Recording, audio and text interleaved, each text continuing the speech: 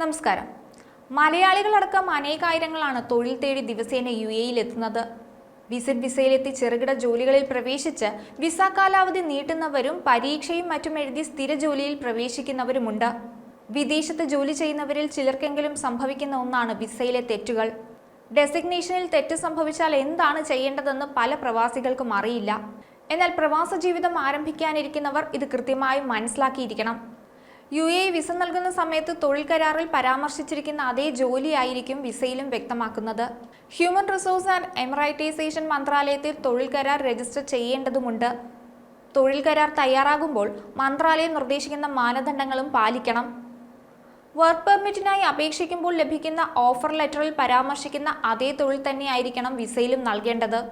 Work permit നൽകുന്നതിന് മുൻപ് job ഓഫറുമായി പൊരുത്തപ്പെടുന്ന അംഗീകൃത സ്റ്റാൻഡേർഡ് തൊഴിൽ കരാർ തന്നെ ഉപയോഗിക്കാൻ തൊഴിൽദാതാവ് ശ്രദ്ധിക്കണം. ജോബ് ഓഫറിൽ പരാമർശിച്ചിരിക്കുന്നതിനേക്കാൾ കൂടുതൽ ആനുകൂല്യങ്ങൾ കരാറിൽ ചേർക്കുന്നത് അനുവദനീയമാണ്. നിയമവ്യവസ്ഥകൾക്ക് വിരുദ്ധമല്ലാത്ത തരത്തിൽ കരാറിലേക്ക് അനുബന്ധങ്ങൾ ചേർക്കുന്നതും അനുവദനീയമാണ്.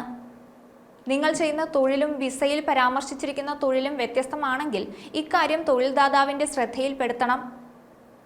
റെസിഡൻസി വിസയിലും റെസിഡന്റ് ID-യിലും മാറ്റങ്ങൾ വരുത്തുന്നതിന് നടപടിക്രമങ്ങൾ ആരംഭിക്കാൻ തൊഴിലുടമയ്ക്ക് മാത്രമാണ് സാധിക്കുക.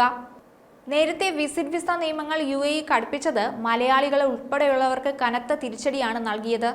ചില രേഖകൾ നിർബന്ധമാക്കിയതോടെ ന്യൂ ഇയർ ദുബായിൽ അടിച്ചുപൊളിക്കാൻ പ്ലാൻ ഇട്ടവരും ബന്ധു സന്ദർശനത്തിന് ബാഗ് പാക്ക് ചെയ്തവരും ദുബായിലേക്ക് ജോലി തേടി പോകാനിരുന്നവരുമെല്ലാം ഒരുപോലെ വലഞ്ഞിരുന്നു. പലർക്കും വിസ ലഭിക്കാത്ത സാഹചര്യം ഉണ്ടായിരുന്നു. വിസിറ്റ് വിസ ആവശ്യകതകളിൽ വന്ന പുതിയ മാറ്റങ്ങളെക്കുറിച്ച് പല അപേക്ഷകർക്കും അറിയില്ലായിരുന്നു. ഇത് കാലതാമസത്തിനും ആശയക്കുഴപ്പത്തിനും കാരണമായിരുന്നു. നിയമം അറിയാത്തതാണ് പലപ്പോഴും പ്രവാസികൾക്ക് പണിയാകുന്നത്. പുതിയ മാറ്റങ്ങൾ കൃത്യമായി അറിയാതെ അപേക്ഷിച്ചവരുടെ വിസകൾ കൂട്ടത്തോടെ നിരസിക്കുന്ന അവസ്ഥയാണ് ഉണ്ടായത്. എന്നാൽ വിസിറ്റ് വിസ അപ്രൂവൽ നിരക്ക് കൂടിയെന്ന് ഈ അടുത്ത റിപ്പോർട്ടുകൾ വന്നിരുന്നു. നിയമങ്ങൾ സംബന്ധിച്ച് കൃത്യമായ അവബോധം നൽകി തുടങ്ങിയതോടെ ആളുകൾ മാർഗനിർദ്ദേശങ്ങൾ പിന്തുടരാൻ തുടങ്ങി.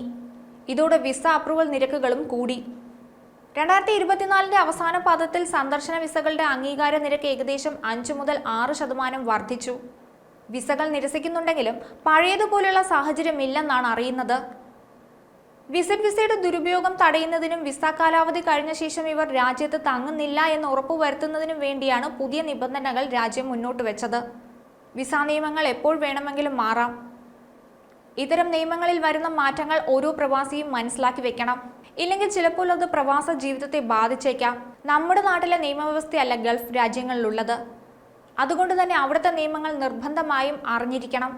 മറിച്ചായാൽ അത് നിങ്ങളുടെ തൊഴിലിനെയും ജീവിതത്തെയും പ്രതികൂലമായി ബാധിച്ചെന്ന് വരാം. മറ്റൊരു വീഡിയോയുമായി വീണ്ടും കാണാം. ന്യൂസ് ഡെസ്ക് ഈനാട് മലയാളം.